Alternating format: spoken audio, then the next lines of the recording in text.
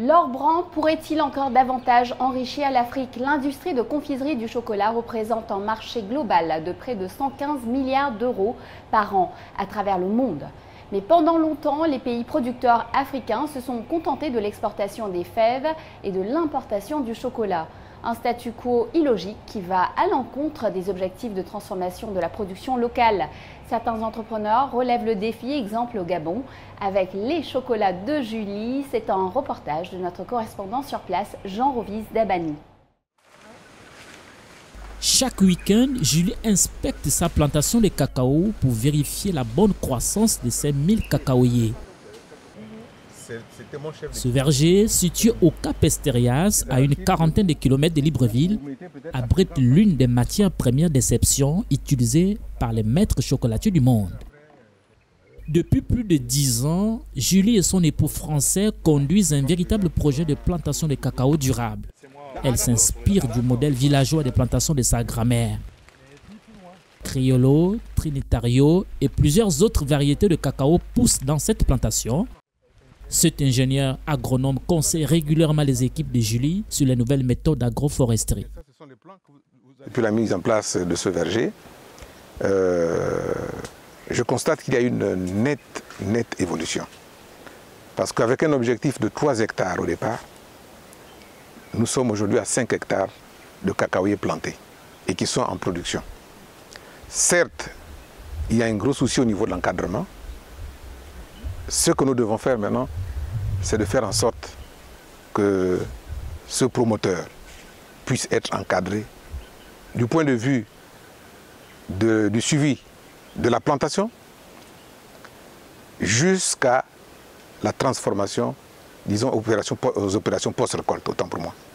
Parce qu'il est bien beau de produire du cacao, mais si vous ne maîtrisez pas le process de l'écabossage, de la fermentation, du séchage et de la mise en sac, votre cacao n'a pas une bonne valeur marchande. Avec l'ambition de produire jusqu'à 10 tonnes de fèves par an, l'arrivée de cet ingénieur donne désormais de rêves de grandeur à Hervé, l'époux de Julie. Je crois qu'on va poursuivre ce travail-là de conseil parce que nous ne maîtrisons pas tout.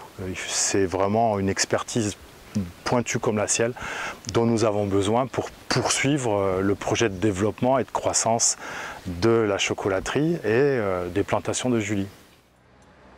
C'est dans cette chocolaterie située en centre-ville où sont transformées les fèves issues de sa plantation ou achetées auprès de la caisse cacao.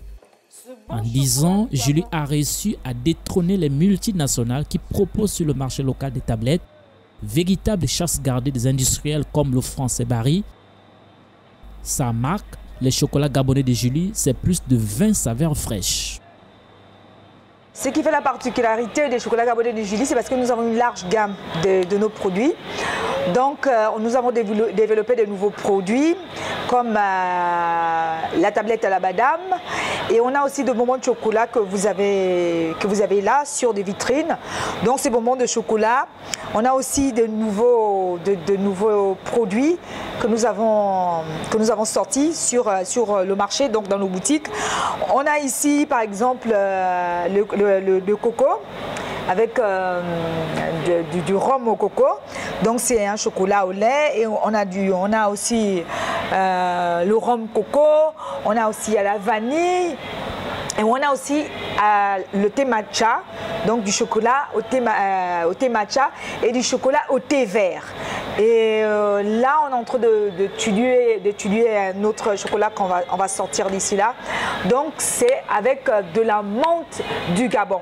On transforme de la fève, donc on prend par exemple nos fèves soit à notre plantation ou soit on les achète à la caisse cacao.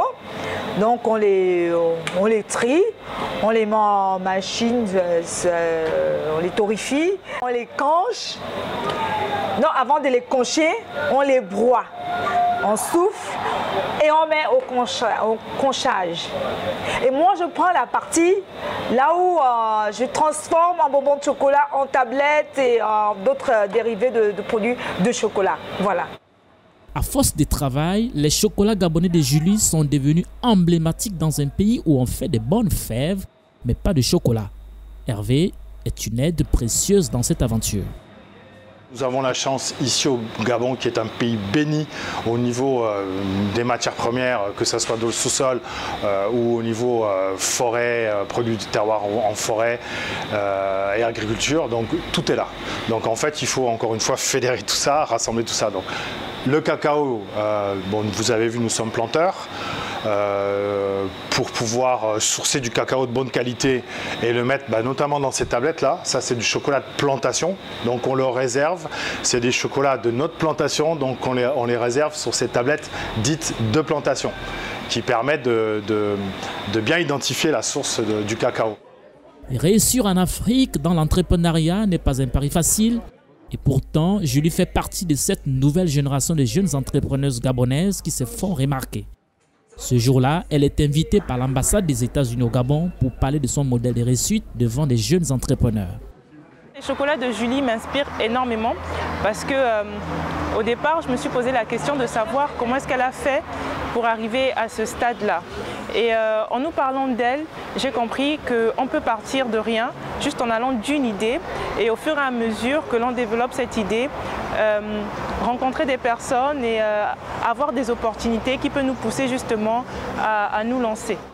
Aujourd'hui, Julie est considérée dans son pays comme une véritable pionnière dans le secteur de la transformation artisanale du chocolat. Son savoir-faire a déjà été récompensé sur la scène internationale. En 2015, la chocolatière s'était vue décerner en Italie Hero Chocolate Awards, une distinction attribuée chaque année aux chocolatiers du monde. Avant la Covid-19, le couple très complémentaire comptait 5 boutiques dans la capitale Libreville. Il en reste 2, avec un chiffre d'affaires qui oscille entre 200 et 300 millions de francs CFA par an. Le duo prépare une levée de fonds pour la construction d'une usine de transformation de l'or brun et aussi ouvrir très prochainement des enseignes à Paris et à Washington.